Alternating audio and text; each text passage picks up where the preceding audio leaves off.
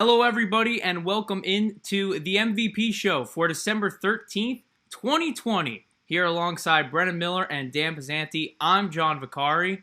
Boys, getting closer to the end of the semester for us up at Ithaca. Just finals week coming up, but we're still doing a show and going to do a show next Sunday as well. But a lot to talk about, and thanks to you guys for hopping on.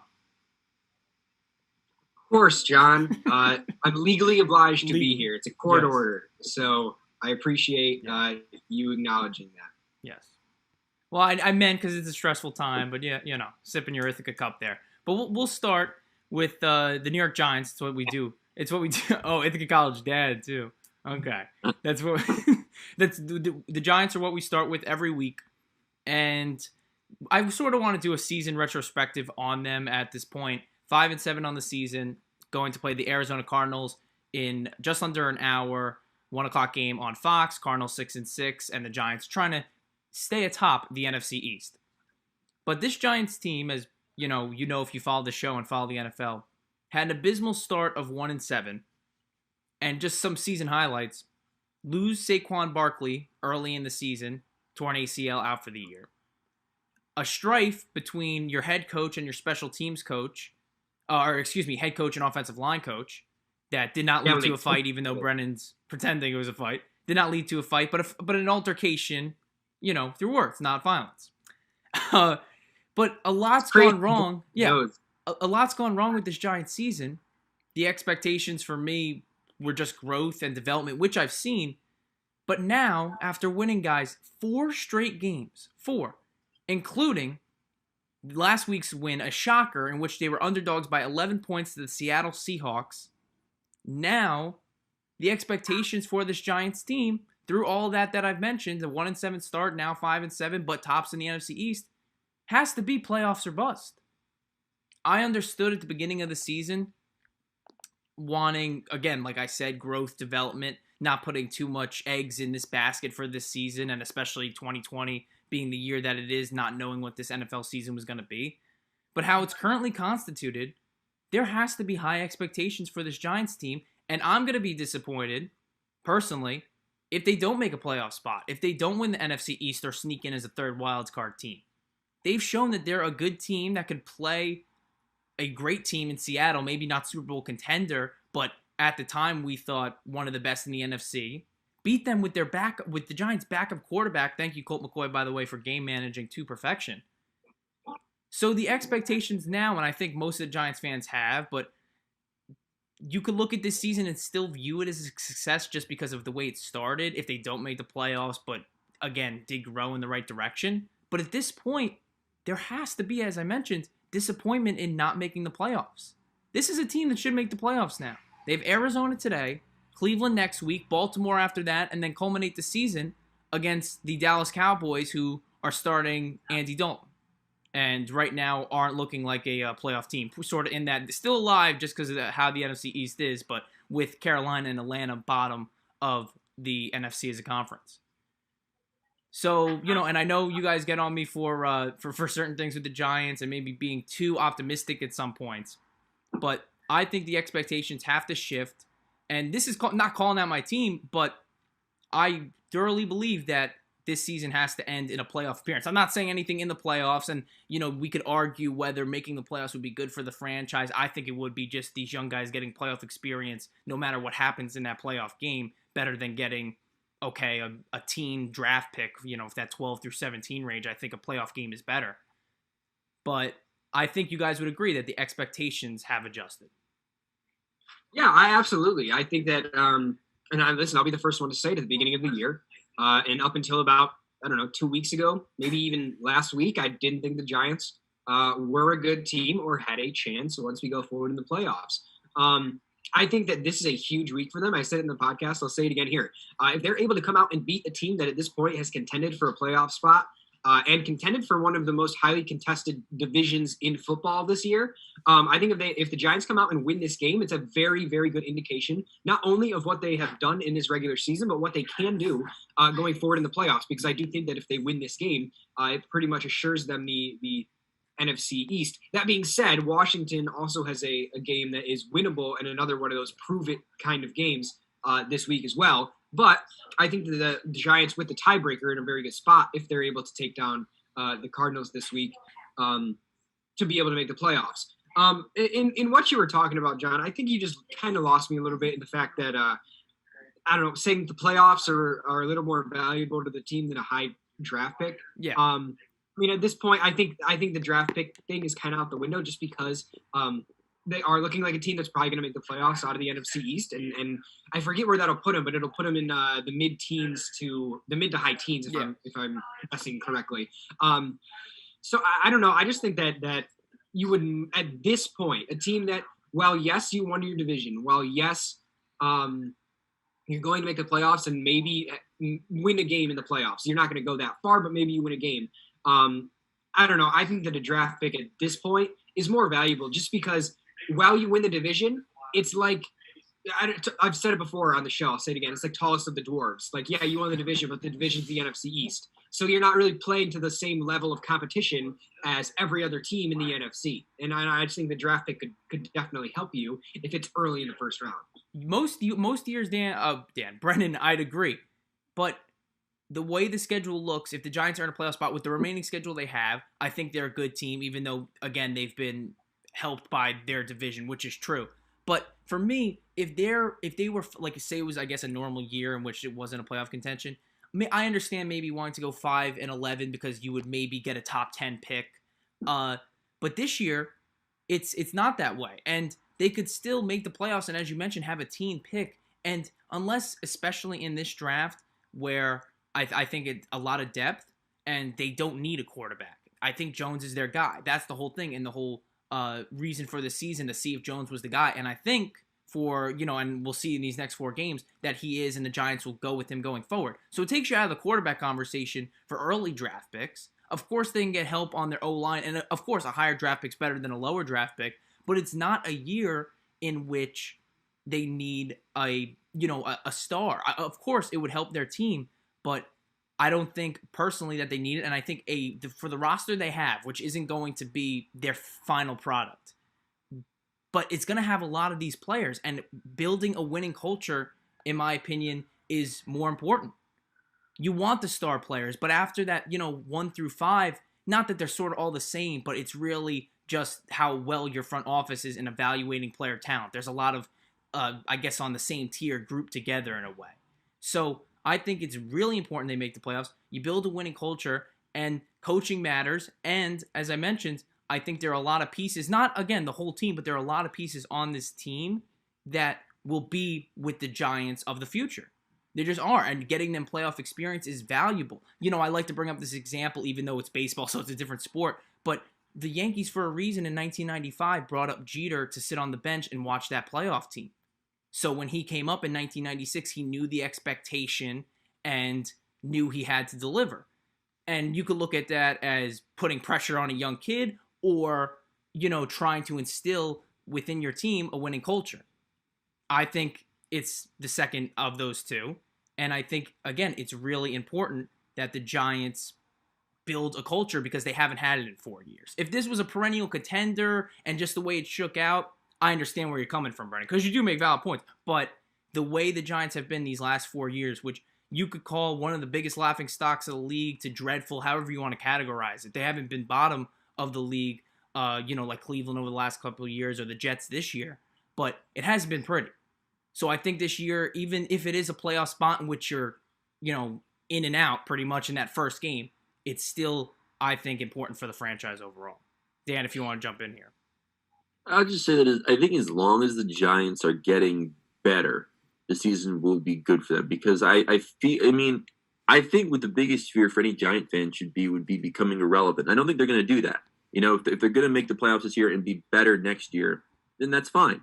But if they're just going to make the playoffs this year and then, they lose a few players and they don't make it and now you're in this 8, 9 or 7 or 8 win area, you don't make the playoffs and you're not terrible, that's worse than being really bad because you're irrelevant. But I don't think that's going to happen for the Giants. I really don't. I think they are getting better. And so I think that's this season's okay. And they can make the playoffs and they exit in the first round. I don't think it's the worst thing for them. I think it just is what it is.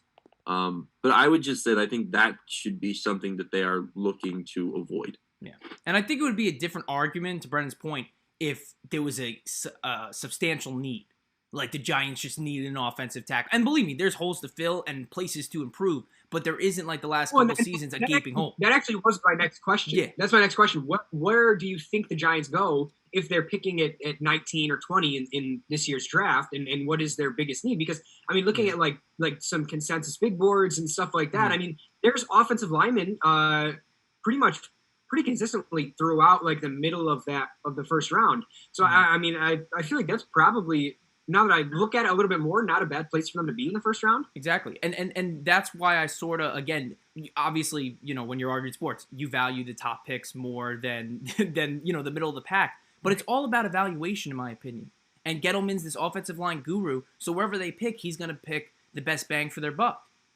And the Giants have been burnt by top picks, offensive tackles that haven't done well.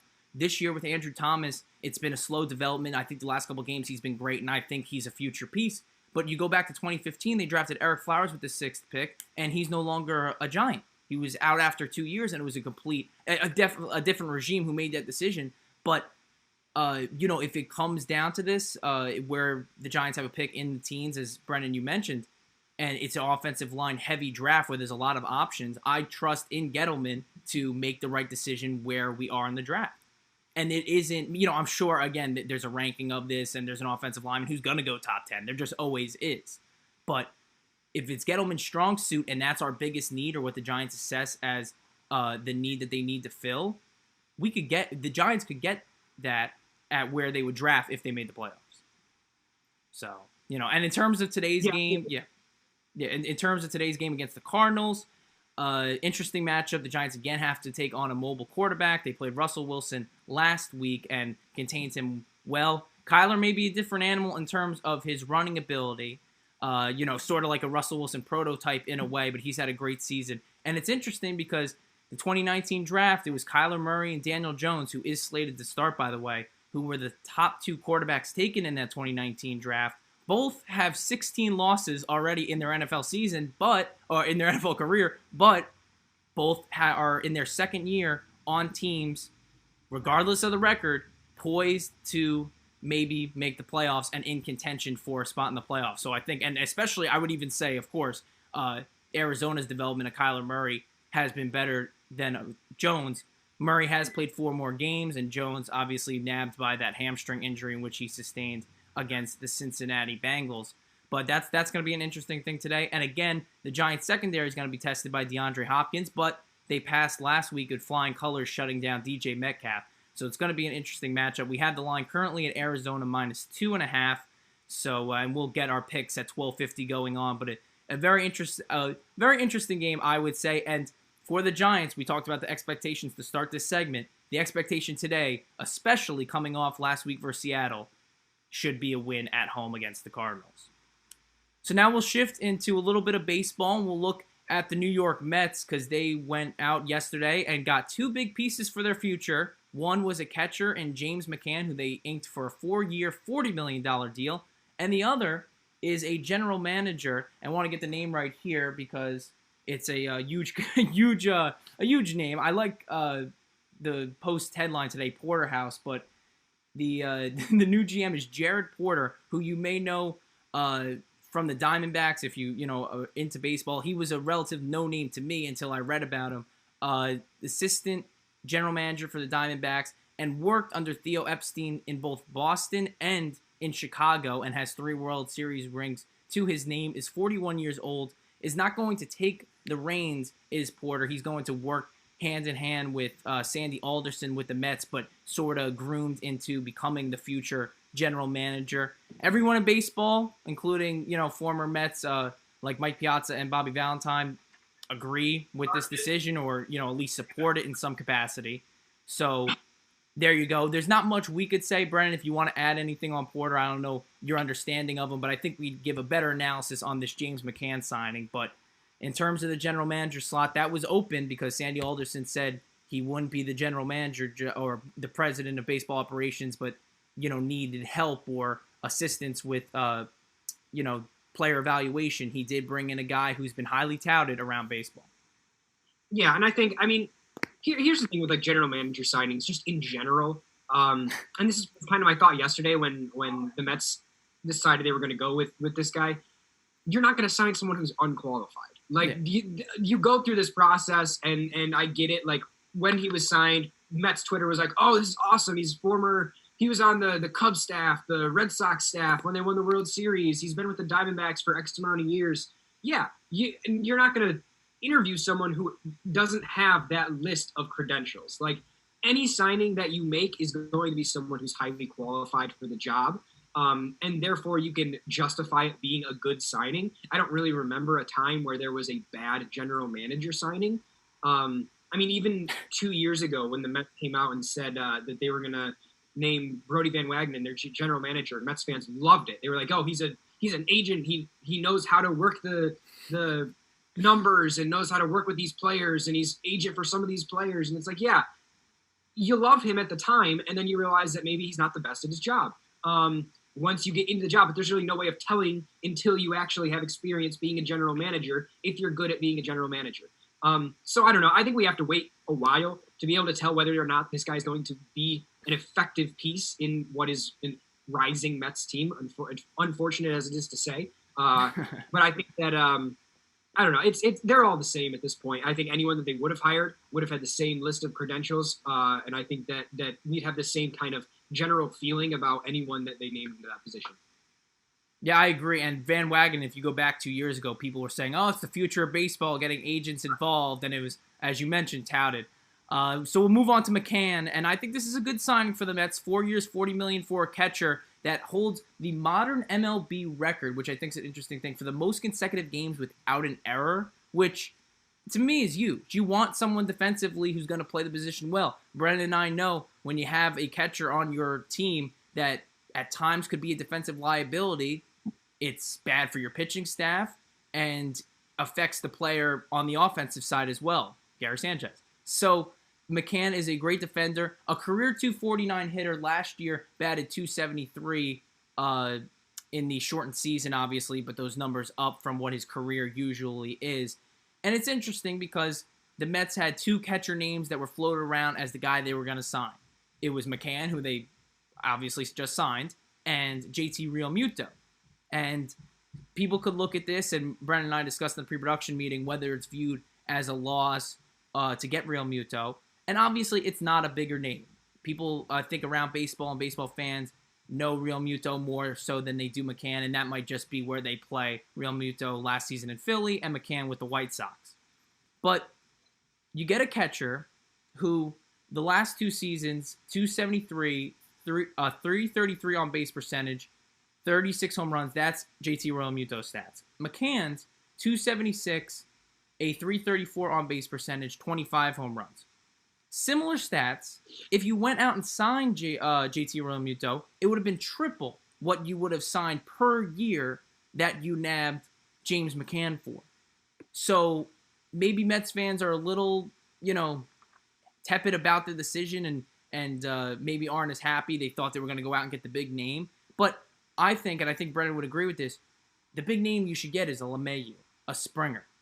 McCann, for his value, isn't as good as Realmuto, but I don't want to say good enough, but maybe just good enough for the Mets and what they need. And they have a good catcher last year in Ramos. This adds with McCann. And there's, as we mentioned earlier with the Giants, there's more priority and holes to fix. And the Mets still have big money in which they could give a LeMahieu and a Springer as the offseason continues. Yeah, and I think as far as the Mets go, I don't know, we talked about it kind of jokingly over the last probably 2 weeks about the fact that the Mets were going to come out and sign all these huge free agents because they have unlimited dollars now. But I think that they're proving that while that is possible, it's not really the game plan that they're going to go with. I mean, yes, you can spend the money, but do you want to spend the money? I think is the real question mark.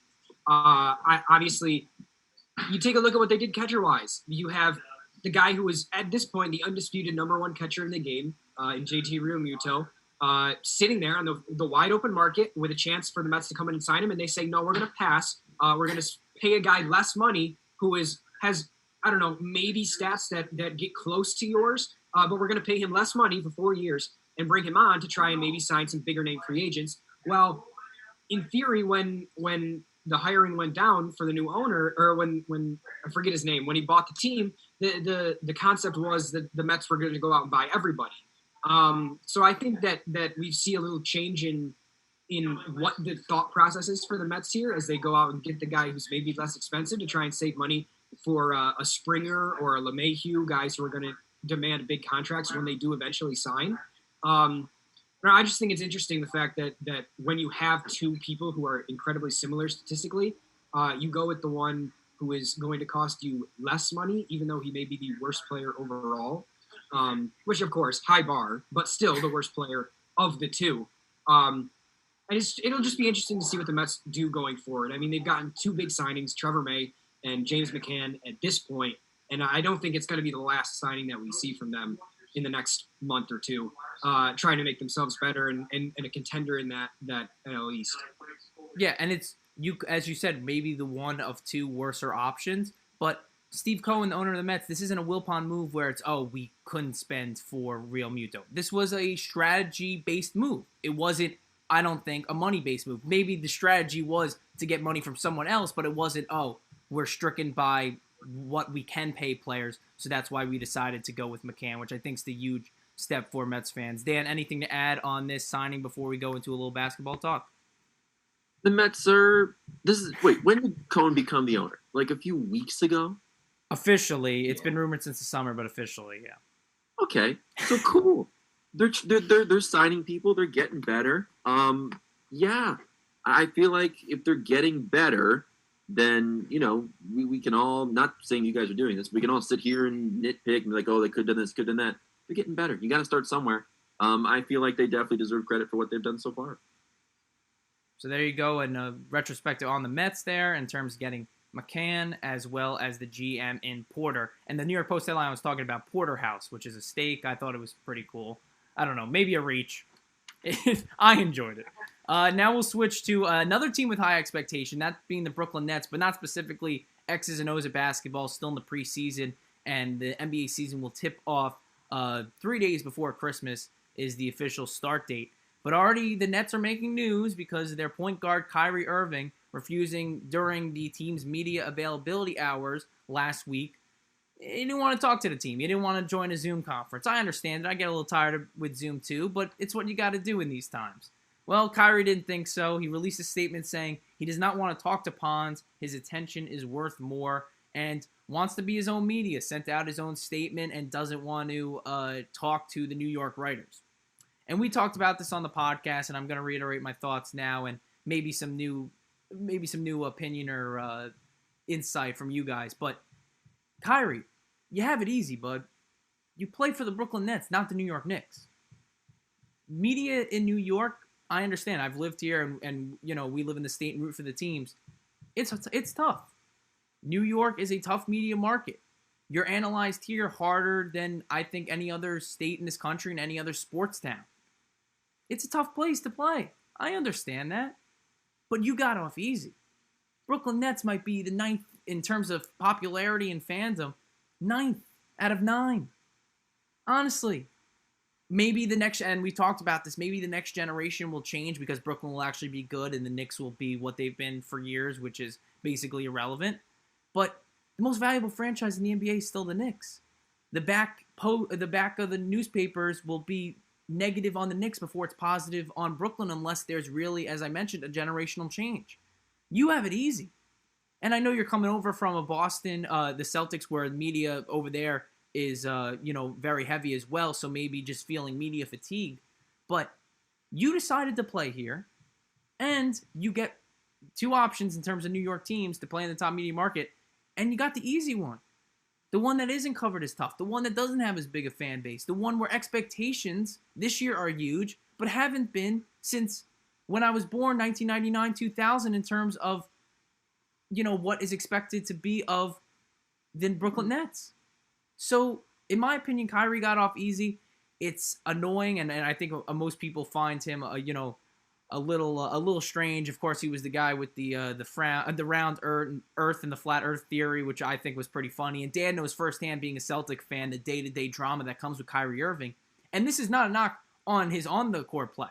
When he's on the court, he's one of the best point guards in the NBA and one of the best handles in terms of ability to dribble the ball, maybe of all time. He's up there.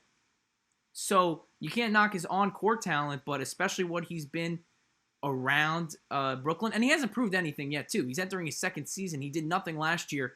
Of course, was injured as well, but Nets made the playoffs and didn't do much. Obviously, again, it was a different season with the bubble and COVID and this and that, but, he hasn't proven that he should be treated like a star. And in New York, you're not going to get that royalty treatment unless you win a couple championships. So I don't think he realized how not easy he has it, but it could be worse. Could be worse.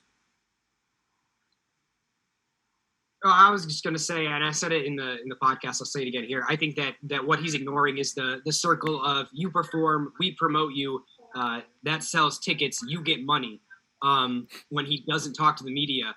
So I don't know. I think becoming enemies with the media at this point in time as an athlete is probably one of the worst things that you can do. I get it that I said in the podcast, the media is more heavily criticized than ever in this day and age, whether it be the news media or the sports media. So to just kind of ignore everything that they do, as for you as an athlete is probably the wrong move to make. I don't know. It just doesn't make a lot of sense in the broad scope of things to take the people who promote you as an athlete and help you make money and just completely ignore them and leave them out of the loop. So I mean, it just doesn't make a lot of sense to me. And I'll leave it. Dan, I'll leave it to you because I know that you definitely have some stronger opinions on this than I do. Well, people, I wish I could sit here and say Kyrie Irving's right. He has a reason he doesn't want to talk to the media. But unfortunately, that reason is because he's a whiny clown that's never happy, and he just loves being miserable and making everyone around him completely miserable. There's an article on CavaliersNation.com. Now, this is the pinnacle of journalism. This guy who works for The Athletic, Jason Lloyd, said in 2014, he used to say, "I'm just a kid trying to figure it out. Why is everyone putting the pressure on me?" That was before LeBron got there. These are things that he says then he wants to be a leader, and he goes to Boston, and he completely destroys the team. And now he's in Brooklyn, and I'm trying to think to myself, why would anyone want to interview him? Every interview with Kyrie Irving is going to be, I'm the best player in basketball, my teammate Durant's pretty good too, and we need more help. That's the only points he will ever make. So don't talk to this guy. It's a waste of time. You need to stop giving him so much attention in the media because he's just so toxic for young players and just basketball media in general. Kyrie Irving, stop talking, please. The NBA fined Kyrie and the Nets $25,000 for not participating in the team media availability. Kevin Durant was there and did talk to the media as well as, most of who the media wanted from Brooklyn, which I'm sure wasn't the whole roster, but enough of them. And obviously, even easier, I guess, or easier for the players. You're still answering questions and, some players have, difficulty with that, and it's understandable. And as I mentioned about the New York media, but it was over Zoom, so, come on. There's a bit of a delay and be like, oh, could you repeat that? I can't hear you, and get it again. There's ways to manage it, which, and advantages that you don't have or that you do have over Zoom rather than in person. But there you go. And we'll shift quickly before we go into a little college football roundup. We talked about it on the podcast as well, and that was Coach Mike Krzyzewski making the decision to not play out of conference games this season, even though they've played two previous, because of the health, mental and physical health of his players, which comes off as, a good thing to say. He got ripped by Alabama coach Nate Oates, who says, do you think if Coach K had not lost those two conference games that he'd be saying that? Oates has since then apologized for those remarks, saying that after the press conference, he actually called Coach K and wanted to say, oh, I stepped out of line, my fault, emotions got to me, whatever. Okay, great. Thanks, Oates, for saying something and not standing by your word. Then Brennan's boy, head coach of Syracuse basketball, Jim Boeheim, says, look, Coach K told me in October, November that he didn't want to play the season. We should delay it, which we don't know the truth or, to that because there's no media records of him saying that to our extent, and it wasn't highly publicized that he wanted that. And even if he did, okay. But Boeheim's like, for a young coach to go at Coach K, it's ridiculous, this and that. Whoa. You win a bunch of basketball games, guys, Boeheim and Coach K. 1,000 wins. Great coach. Great coaches, both of you. Oates can't attack you for playing 2 non-conference games, losing them, and then saying, maybe we just, for the safety of our players, play a conference schedule. Look, we could look into this and maybe Coach K's faking it, or maybe it comes from a genuine side of him. We don't know. But the public perception definitely looks what Oates said. And for Boeheim to say, oh, Oates, you shouldn't rip Coach K. He's this, he's that. He's a basketball coach. Relax. And just because Oates is younger, doesn't have the legacy, he can't speak up on these things, he spoke his mind. It was at a media press conference. I don't know if he was probed by a media member asking about that, but he obviously wanted to say that, and that's what he did. And yeah, sure, there's a respect level, and I don't think Coach Oates is from Coach K's coaching tree. Maybe if he was, it'd be a little different. But this, we have to kneel at the altar of Jim Boeheim and Coach K because they won 1,000 games. Boeheim with a couple of those retracted. You can't knock them for a decision that they make that looks a little, I wouldn't say foolhardy, but just looks a little right now because they started the season that they agreed to, and Boeheim complains that they didn't practice and the first game was close because of that reason. And Coach K, we just will play the ACC. We won't play anyone out of conference for the safety of our players. It comes off a little fishy. Not going to lie. Bren, you could defend your boy. Jimmy B. Well, here's the thing. I was really hoping you wouldn't bring this up, to be completely honest. Yeah, because I don't know. I think that the Alabama head coach is just kind of saying what everyone was thinking. Yeah. I mean, and it's hard not to. I mean, you see Duke go out, lose 2 non-conference games. Krzyzewski at the beginning of the year says we can't go another year without March Madness. They lose 2 games, and then all of a sudden he says, hey, I think we should not play basketball.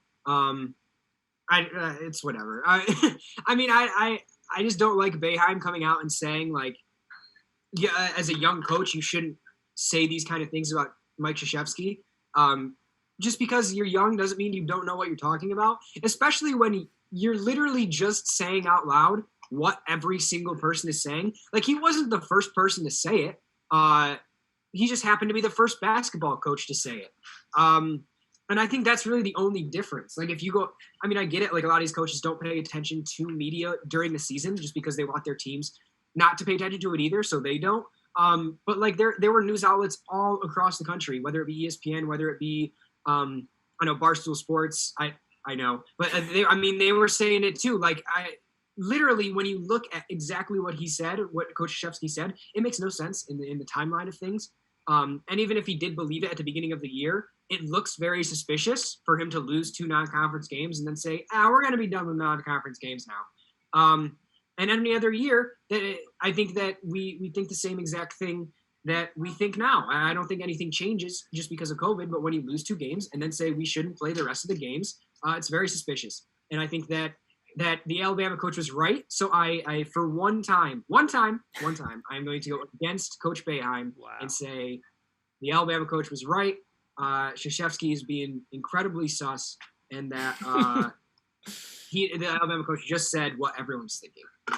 So one thing that I'm realizing is getting lost in all of this is that Coach K is right. We should not play basketball right now.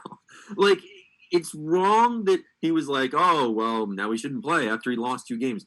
But there is undoubtedly, this is a huge risk to everyone's health for anyone to be playing any sports indoors or football for that matter, with the cases getting so high in this country.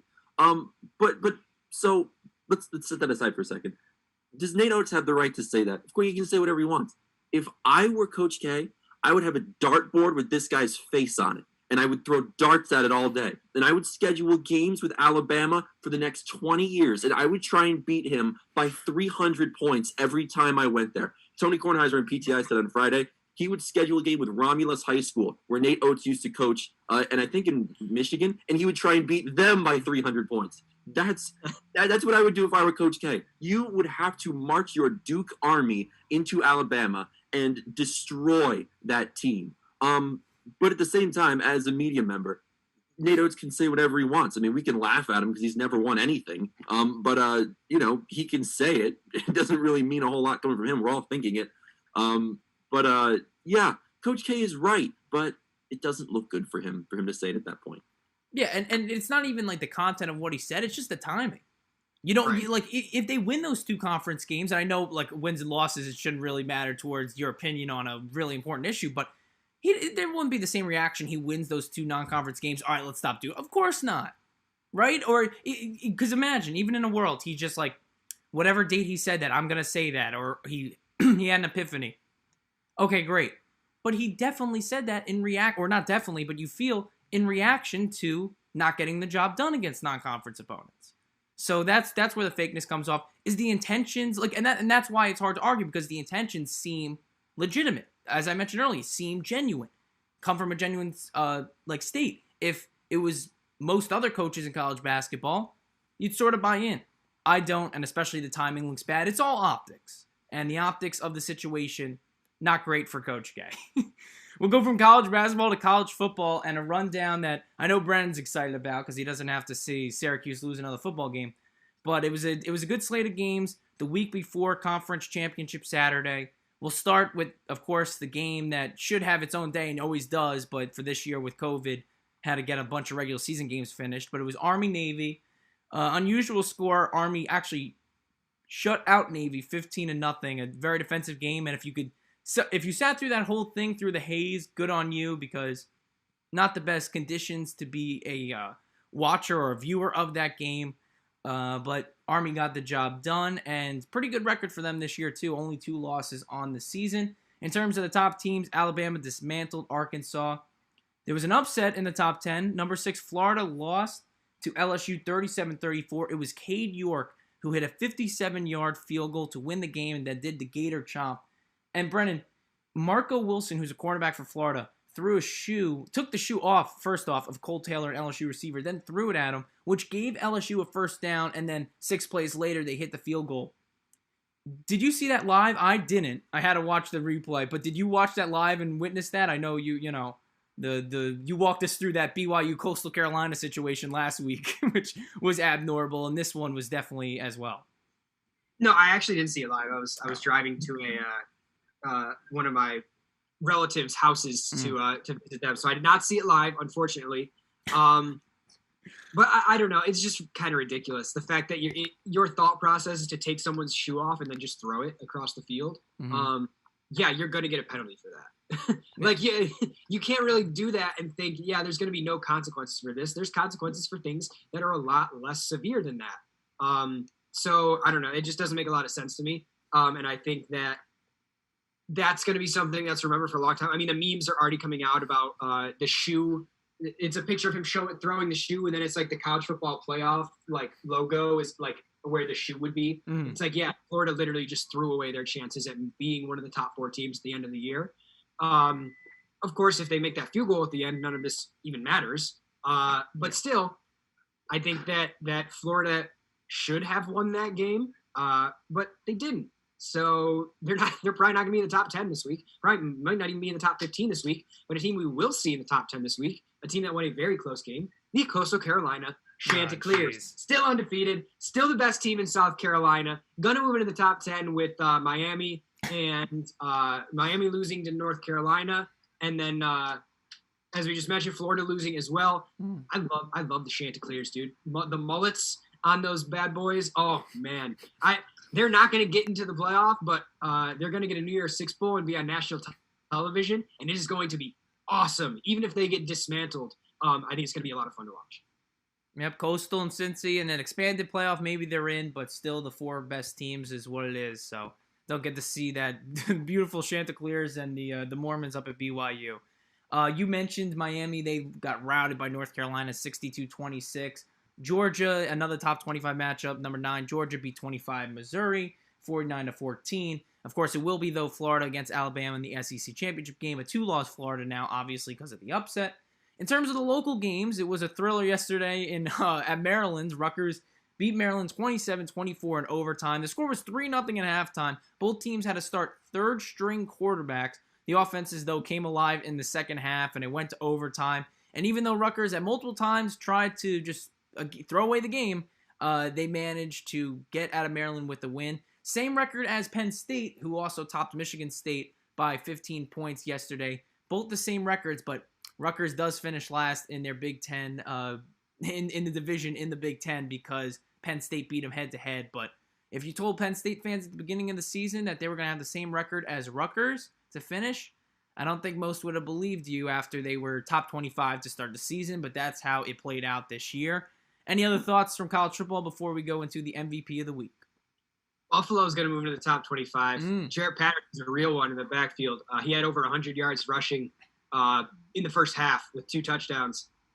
He's going to be a first-round draft pick probably, and very, very good for that Buffalo team. They're going to jump back in the top 25 for the first time in their history. I think the first time they'll be in the top 25 in the college football playoff. There you go. And Patterson was my MVP of the week 2 weeks ago, which perfectly segues into the MVP of the week this week. If you don't know the segment, it is who we thought had a great week or did something great. Brennan's even done an anti-MVP, broke the rules a couple weeks ago, in which it was someone who just had a terrible week. But the segment is open to sports, pop culture, news, just all over the place. You're going to like mine, guys. This one made me laugh this week. So 2 weeks ago was the Tyson Jones Jr. fight, and Mario Lopez was the host. Mario Lopez also then later that week hosted, Brennan, you know where I'm going, hosted the Christmas tree lighting. This past Friday, Mario Lopez was on SmackDown for just making a guest appearance. I don't know. He was on WWE. Brennan knows exactly where I'm going.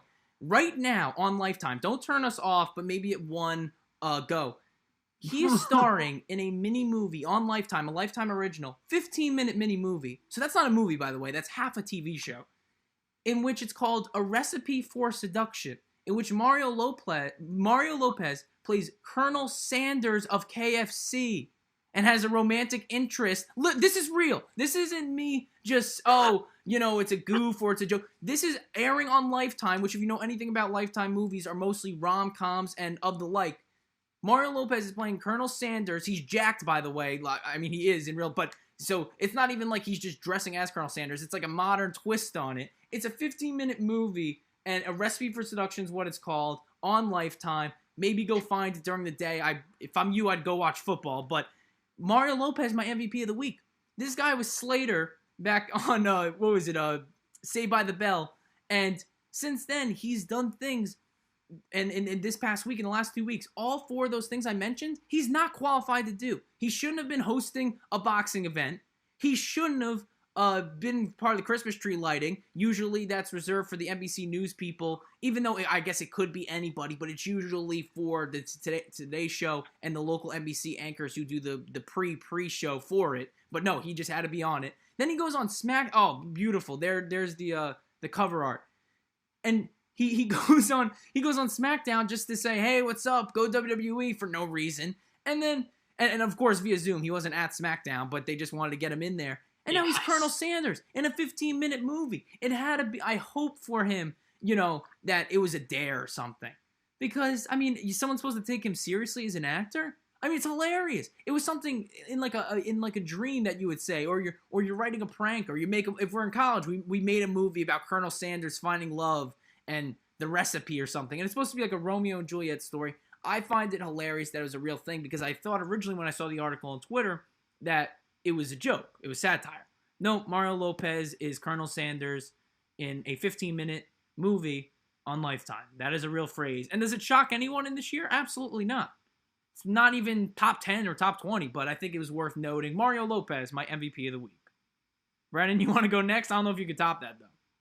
No, mine was Syracuse basketball. I scored 101 points yesterday. But that's it. I'm going to leave it at that. It doesn't even come close to yours. So, Dan, if you want to try and eclipse that, go ahead.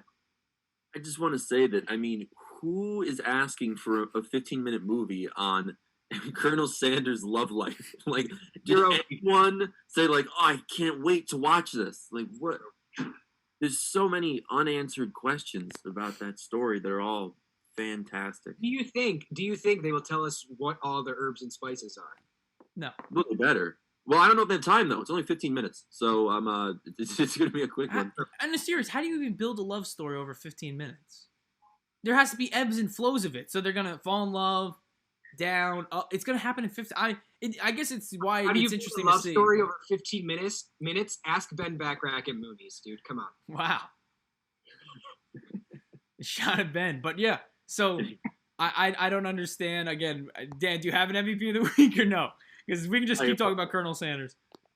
We can. Mario Lopez is a close. He's got to be second at this point. Yeah. I was going to put second as John Feliciano. He rocked Cole Beasley last week after he scored a touchdown in the end zone. That was awesome. I was also thinking about making it this guy on Giants Reddit today who made fun of Kyler Murray. They're all talking about how short he is.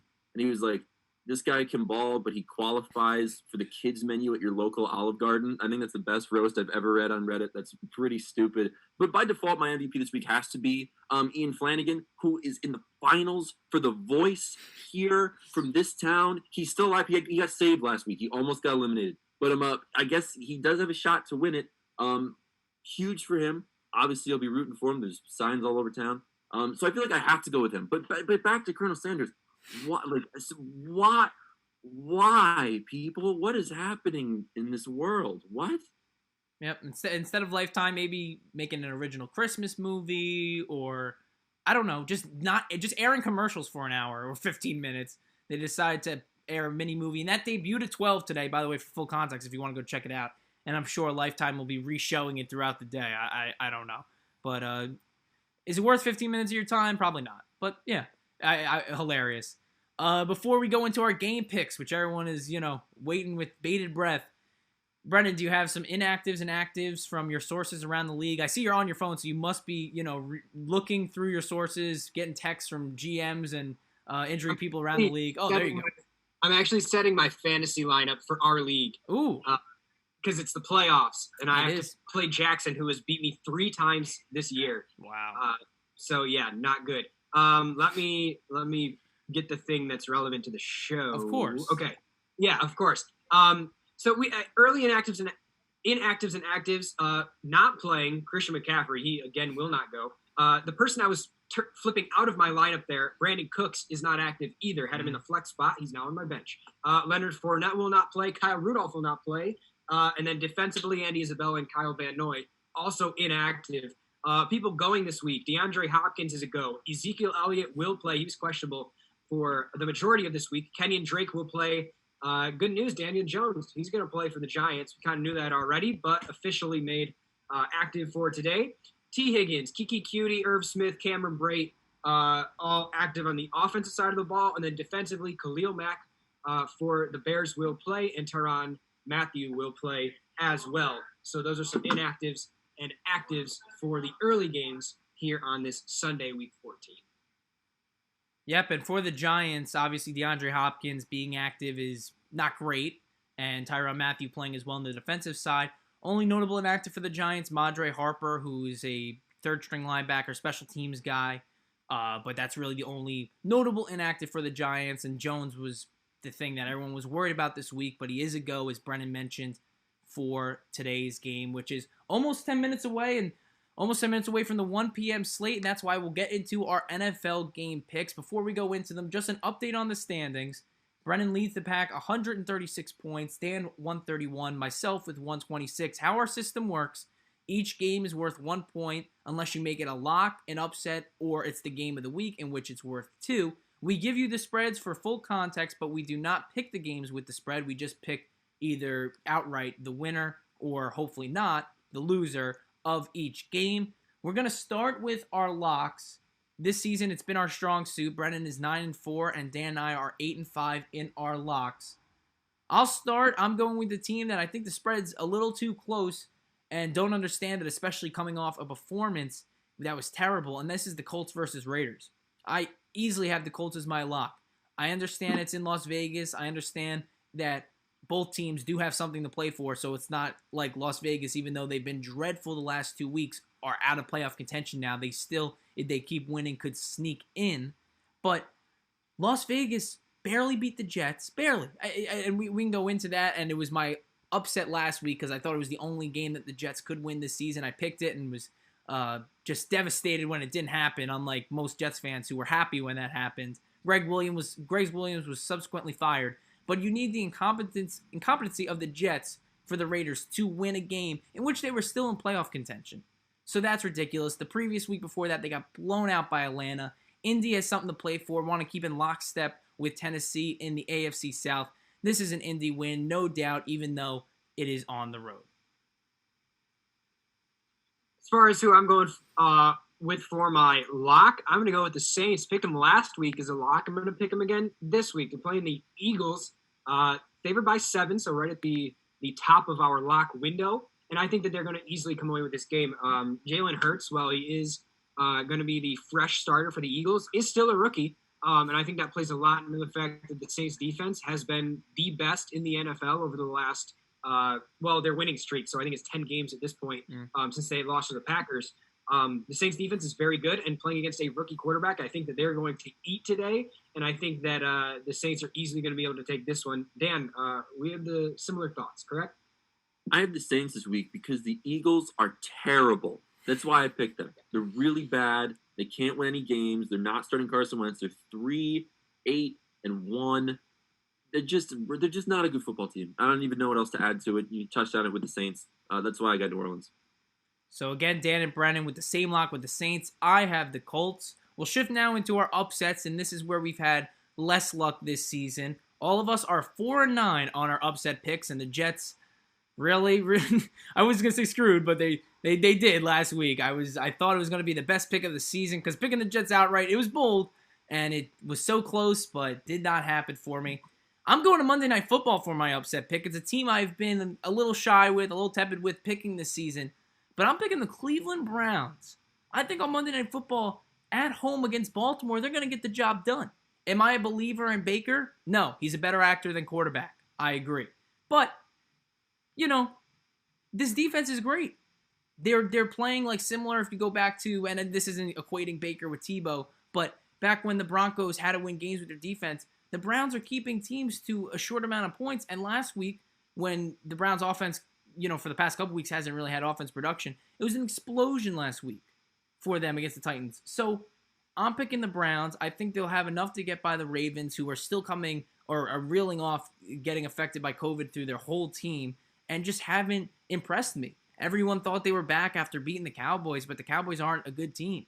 So I think Cleveland at home, plus 2.5, by the way, not the favorites, will get the job done. Brennan, your lock is an NFC East team, so I don't like you picking them, but it's a team that shocked the world last week, and you think they're going to pull off an upset again this week. Yeah, the Washington football team, their defense is for real. And I think that going against the 49ers team that, while they are good, obviously they made the Super Bowl last year, and a lot of those pieces came back for them again. They have had trouble with injuries this season. I think that they're not as good as the numbers would say. And I think that Washington, while, again, not a good team, I think their defense is going to be able to carry them to a win today. They're plus 3.5 against the 49ers. And I think that both – I actually – don't hate the Giants to beat the Cardinals this week. I have picked the Cardinals, but I can see the Giants winning that game, and I would not be surprised if both of those NFC East teams win and make the division a little more hotly contested going down the stretch. But I do like Washington to beat San Francisco in Arizona this week. So I have a confession to make. I had my upset as the Giants, and I was like, I feel good about this. Then I was reading Giants Reddit, and you guys are really worried. They're concerned. Yeah. They talked me out of it. These people are concerned about the game this week and Kyler Murray. So I decided to go with the funnier upset, which is the Bengals over the Cowboys. Wow. Because the Cowboys are they're so bad, and I really, really enjoy that. And they got moved out of Sunday Night Football, which has to be the thing that bothers Jerry Jones the most in his life. Put aside the fact that the team's terrible, the fact that he's not on Sunday Night Football bothers him way more. So I have the Bengals for my upset this week. So there you go. And from picking an NFC East team to picking against an NFC East team for Dan's upset and Washington for Brennan. Again, I have the Browns. Now we'll shift into the game of the week, and we'll go to Sunday Night Football. This is the game of the week, in my opinion. It's the Steelers coming off their first loss of the season, taking on a Buffalo Bills team who impressed on Monday Night Football last week.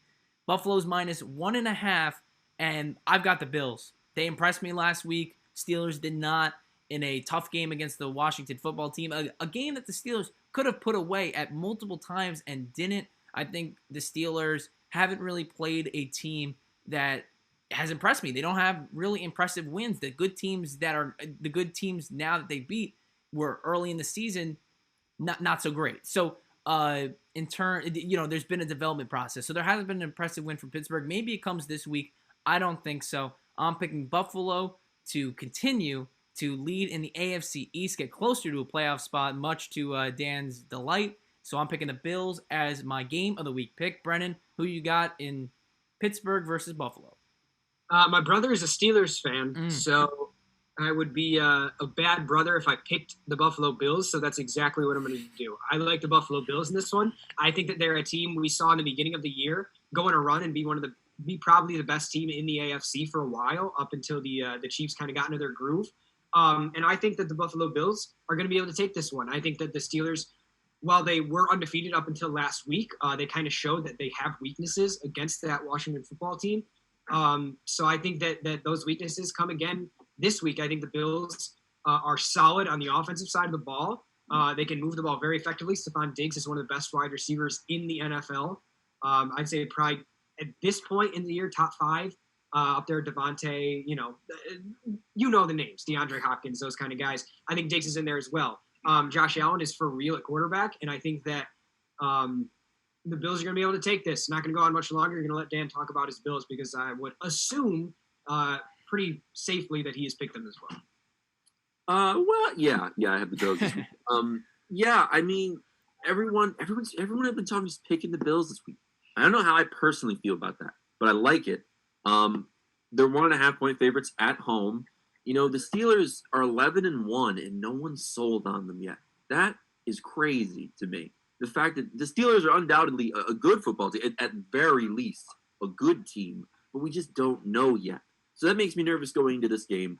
But obviously I have Buffalo because that's what I do on this show. But again, people, it should be a close game. The Steelers are by all means a very good football team. If Buffalo loses, I'm not going to be shocked. They're 11-1 coming into play this game. But I feel like Buffalo definitely has the tools to win this game. So it will be a fun game to watch, much funner than the Cowboys. Yep, and by the way, a note on that game, Al Michaels not calling in. He's letting Tirico go to Buffalo. He doesn't like the cold weather. And Al Michaels, Ford C. Frick Award winner for 2021, going to be in the Baseball Hall of Fame. And he's like, you know what? I'm gonna relax. Won the award. I'm going to enjoy that rather than go up to cold Buffalo.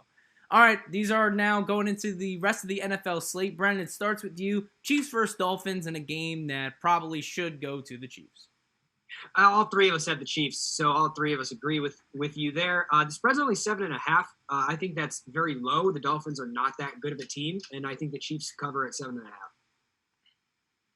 Next game, we have the Texans and the Bears. The Bears lost to the Lions last week. I just don't know if they're that bad, so I have the Bears. You guys have the Texans, although, again, this is a candidate for a Cartoon Network game of the week.